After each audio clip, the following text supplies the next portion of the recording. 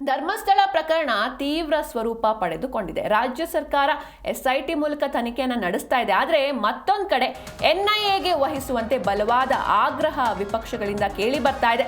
ಧರ್ಮಸ್ಥಳ ಪ್ರಕರಣ ತೀವ್ರವಾದಂತಹ ಸ್ವರೂಪವನ್ನ ಪಡೆದುಕೊಂಡಿದೆ.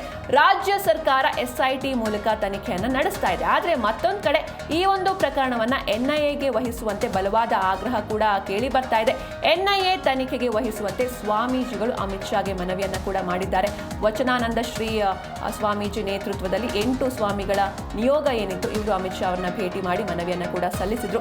ಎನ್ಐಎ ತನಿಖೆಗೆ ವಹಿಸುವಂತೆ ಪ್ರಧಾನಿ ಮೋದಿಗೂ ಕೂಡ ಮನವಿ ಮಾಡೋದಕ್ಕೆ ನಿರ್ಧರಿಸಲಾಗಿದೆ. ಇನ್ನು ನಿನ್ನೆ ಧರ್ಮ ಜಾಗೃತಿ ಸಮಾವೇಶ ಕೂಡ ನಡೆದಿತ್ತು. ಆ ಒಂದು ಸಮಾವೇಶದಲ್ಲಿ 8 ನಿರ್ಣಯಗಳನ್ನ ಕೈಗೊಳ್ಳಲಾಗಿದೆ. ಸುಳ್ಳು ಸುದ್ದಿ ಹಬ್ಬಿಸಿದವರ ವಿರುದ್ಧ ಕಠಿಣ ಕ್ರಮಕ್ಕೆ ಆಗ್ರಹಿಸಲಾಗಿದೆ. ಇನ್ನು ಯೂಟ್ಯೂಬ್ ಚಾನೆಲ್ಗಳ ವಿರುದ್ಧ ನಿರ್ದಾಕ್ಷಿಣ್ಯ ಕಾನೂನು ಕ್ರಮವನ್ನ ಕೈಗೊಳ್ಳಬೇಕು ಎನ್ನುವುದಾಗಿ ಅಲ್ಲಿ ನಿರ್ಣಯವನ್ನ ತೆಗೆದುಕೊಳ್ಳಲಾಗಿದೆ. ಇದು ಧರ್ಮ ಜಾಗೃತಿ ಸಮಾವೇಶದಲ್ಲಿ 8 ನಿರ್ಣಯಗಳನ್ನು ತೆಗೆದುಕೊಳ್ಳಲಾಗಿದೆ.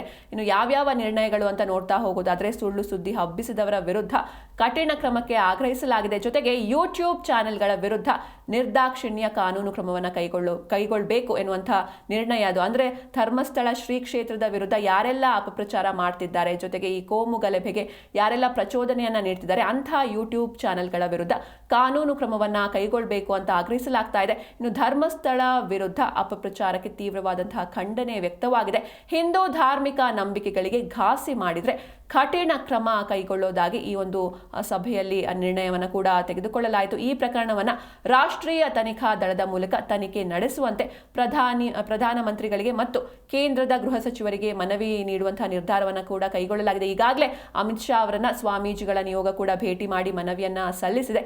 ಅಪಪ್ರಚಾರ ಮತ್ತು ಸುಳ್ಳು ಸುದ್ದಿಯನ್ನ ಹಬ್ಬಿಸಿ ಸಮಾಜದ ಶಾಂತಿ ನೆಮ್ಮದಿಗೆ ಭಂಗ ತರುತ್ತಿರುವ ಯೂಟ್ಯೂಬರ್ಗಳ ವಿರುದ್ಧ ಮತ್ತು ಯೂಟ್ಯೂಬ್ ಚಾನೆಲ್ಗಳ ವಿರುದ್ಧ ನಿರ್ದಾಕ್ಷಿಣ್ಯ ಕಾನೂನು ಕ್ರಮವನ್ನು ಕೈಗೊಳ್ಳುವಂತೆ ಸರ್ಕಾರಕ್ಕೆ ಆಗ್ರಹಿಸಲಾಗಿದೆ.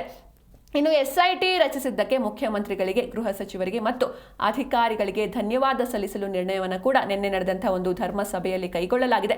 ಧರ್ಮಸ್ಥಳ ಮತ್ತು ವೀರೇಂದ್ರ ಹೆಗ್ಗಡೆಯವರ ವಿರುದ್ಧ ನಡೆಯುತ್ತಿರುವ ಷಡ್ಯಂತ್ರ, ಸಾಮಾಜಿಕ ಜಾಲತಾಣ ಮೂಲಕ ನಡೆಯುತ್ತಿರುವ ಸುಳ್ಳು ಪ್ರಚಾರಕ್ಕೆ ಖಂಡನೆ ಕೂಡ ವ್ಯಕ್ತವಾಗಿದೆ.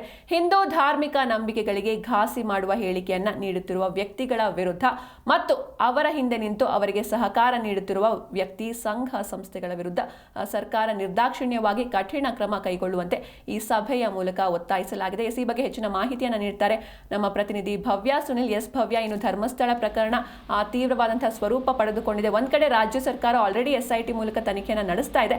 ಆದ್ರೆ ವಿಪಕ್ಷಗಳು ಎನ್ಐಎ ತನಿಖೆಗೆ ನೀಡಬೇಕು ಅಂತ ಒತ್ತಾಯಿಸ್ತಾ ಇವೆ. ಇನ್ನು ಇನ್ನೊಂದ್ ಕಡೆ ನಿನ್ನೆ ಧರ್ಮ ಜಾಗೃತಿ ಸಮಾವೇಶದಲ್ಲಿ 8 ನಿರ್ಣಯಗಳನ್ನ ತೆಗೆದುಕೊಳ್ಳಲಾಗಿದೆ. ಯಾವೆಲ್ಲ ನಿರ್ಣಯಗಳು ಅಂತ ಈ ಬಗ್ಗೆ ಹೆಚ್ಚಿನ ಡೀಟೇಲ್ಸ್ ನೀಡೋದಾದ್ರೆ? ಇತ್ತೀಚಿನ ಧರ್ಮಸ್ಥಳ ಪ್ರಕರಣ ತೀವ್ರ ಸ್ವರೂಪವನ್ನು ಕೂಡ ಪಡೆದುಕೊಂಡಿರುವಂತದ್ದು. ಸದ್ಯ ರಾಜ್ಯ ಸರ್ಕಾರ ಎಸ್ಐಟಿ ಮೂಲಕ ತನಿಖೆಯನ್ನ ಕೂಡ ನಡೆಸ್ತಿದೆ. ಆದ್ರೆ ಎಲ್ಲೋ ಒಂದು ಕಡೆ ಎನ್ಐಎಗೆ ವಹಿಸುವಂತೆ ಈಗ ಬಲವಾದ ಆಗ್ರಹ ಕೂಡ ವ್ಯಕ್ತವಾಗ್ತಾ ಇರುವಂತದ್ದು.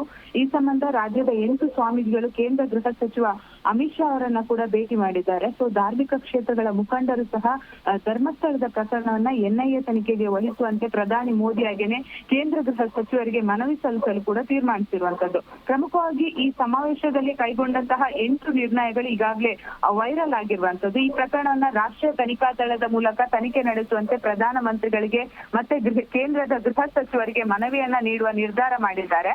ಹಾಗೇನೆ ಅಪಪ್ರಚಾರ ಹಾಗೇನೆ ಸುಳ್ಳು ಸುದ್ದಿಯನ್ನ ಹಬ್ಬಿಸಿ ಸಮಾಜದ ಶಾಂತಿ ನೆಮ್ಮದಿಗೆ ಭಂಗ ತರುತ್ತಿರುವಂತಹ ಯೂಟ್ಯೂಬರ್ಗಳ ವಿರುದ್ಧ ಮತ್ತು ಯೂಟ್ಯೂಬ್ ಚಾನೆಲ್ ವಿರುದ್ಧ ನಿರ್ದಾಕ್ಷಿಣ್ಯ ಕಾನೂನು ಕ್ರಮವನ್ನು ಕೈಗೊಳ್ಳುವಂತೆ ಸರ್ಕಾರಕ್ಕೆ ಆಗ್ರಹ ವ್ಯಕ್ತಪಡಿಸಿರುವಂತದ್ದು. ಹಾಗೇನೆ ಎಸ್ಐಟಿ ರಚಿಸಿದ್ದಕ್ಕೆ ಮುಖ್ಯಮಂತ್ರಿಗಳಿಗೆ, ಗೃಹ ಸಚಿವರಿಗೆ ಮತ್ತು ಅಧಿಕಾರಿಗಳಿಗೆ ಧನ್ಯವಾದ ಸಲ್ಲಿಸಲು ನಿರ್ಣಯ ಮಾಡಿದ್ದಾರೆ. ಹಾಗೇನೆ ಧರ್ಮಸ್ಥಳ ಮತ್ತು ಡಿ ವೀರೇಂದ್ರ ಹೆಗ್ಡೆ ಅವರ ವಿರುದ್ಧ ನಡೆಯುತ್ತಿರುವ ಷಡ್ಯಂತರ ಆಗಿರ್ಬೋದು, ಸಾಮಾಜಿಕ ಜಾಲತಾಣ ಮೂಲಕ ನಡೆಯುತ್ತಿರುವಂತಹ ಸುಳ್ಳು ಪ್ರಚಾರಕ್ಕೆ ಈಗಾಗಲೇ ಖಂಡನೆ ವ್ಯಕ್ತವಾಗಿರುವಂತದ್ದು. ಹಾಗೇನೆ ಹಿಂದೂ ಧಾರ್ಮಿಕ ನಂಬಿಕೆಗಳಿಗೆ ಘಾಸಿ ಮಾಡುವಂತ ಹೇಳಿಕೆಯನ್ನು ನೀಡುತ್ತಿರುವ ವ್ಯಕ್ತಿಗಳ ವಿರುದ್ಧ ಮತ್ತೆ ಅವರ ಹಿಂದೆ ನಿಂತವರಿಗೆ ಸಹಕಾರ ನೀಡುತ್ತಿರುವ ಅಂದ್ರೆ ಫಂಡಿಂಗ್ ಮೂಲಕ ಯಾರೆಲ್ಲ ಸಹಕಾರ ನೀಡುತ್ತಿದ್ದಾರೆ ಅವರ ವಿರುದ್ಧ ಕಠಿಣ ಕ್ರಮ ಕೈಗೊಳ್ಳುವಂತೆ ಈಗಾಗಲೇ ಸಭೆಯ ಮೂಲಕ ಒತ್ತಾಯ ಮಾಡಿದ್ದಾರೆ. ಸೊ ಶ್ರೀ ಕ್ಷೇತ್ರ ಧರ್ಮಸ್ಥಳ ಹಾಗೇನೆ ಧರ್ಮಾಧಿಕಾರಿಗಳಾದ ಡಾಕ್ಟರ್ ಡಿ ವೀರೇಂದ್ರ ಹೆಗ್ಡೆ ಅವರಿಗೆ ದೃಢವಾಗಿ ನಿಂತು ಧರ್ಮ ಸಂರಕ್ಷಣೆ ಮಾಡಲು ಈ ಒಂದು ತೀರ್ಮಾನವನ್ನ ತೆಗೆದುಕೊಂಡಿರುವಂತದ್ದು. ಸೊ ಹೀಗಾಗಿ ಈಗಾಗಲೇ ನರೇಂದ್ರ ಮೋದಿ ಹಾಗೇನೆ ಅಮಿತ್ ಶಾ ಅವರಿಗೆ ಕೂಡ ಪತ್ರದ ಮೂಲಕ ಮನವಿಯನ್ನ ಮಾಡಿರುವಂತದ್ದು. ಸಿಂಚನ. ಓಕೆ, ಥ್ಯಾಂಕ್ ಯು ಭವ್ಯ ಸುನೀಲ್ ನಿಮ್ಮೆಲ್ಲ ಡೀಟೇಲ್ಸ್ಗಾಗಿ.